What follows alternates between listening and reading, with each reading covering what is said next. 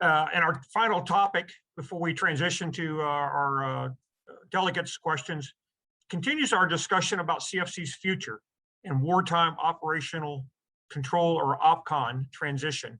And it has gone through many changes and evolutions, but the core principle remains the same: as whether a US or a Korean commander leads CFC, it will remain a combined and will answer to both the Korean and the US National Command authorities.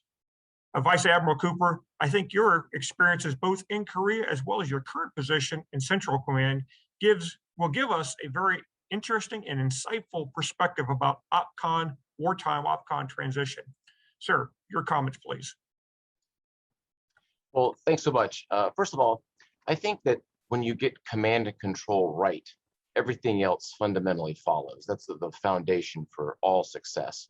And I think over a period of years, if I use a Navy perspective and look in the wake of how we've done, I think we have gotten command control right. And it appears to me the trend, as I look to the future, is the same. As the horizon looks promising as well. And I see that every day here in the Middle East in my current capacity, where I also have a tactical control, interestingly, of a ROC Navy ship, the Chumulgong, who's doing terrific work conducting counter-piracy efforts in the Gulf of Aden. I agree that the core principles as described remain the same.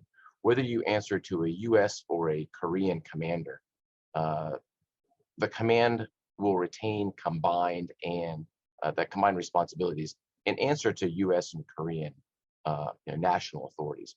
I'll give you just another perspective from my own personal experience that I think shine a light on the effectiveness of how business has been done, which I think lays a strong foundation for the future. So for the US Navy, you may recall in the fall of 2017, we had ship collisions, which were quite unfortunate at the time. They occurred right at the beginning of the 2017 Ultra-Focused Guardian exercise. It was literally on day one. And the commander, the US commander at the time, unfortunately was replaced. In the command and control construct that's established, it was completely transparent. The ROC Navy Deputy Commander, Vice Admiral Jung stepped right up, and the exercise executed in the ensuing 2 weeks. From my perspective, and I think from everyone else's perspective, completely transparently. I think this just speaks so highly of the nature of how we train side by side, the vertical and horizontal alignment that we have between forces. So from my perspective, the foundation is there. It has been there. There will be policy decisions going forward of what those timelines look like. But I do think we are very well suited to make the transition on a timeline that's agreed to at the policy level.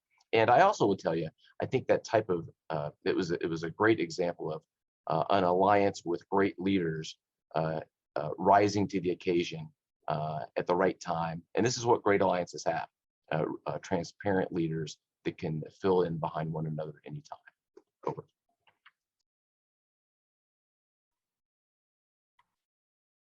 Sir, thank you.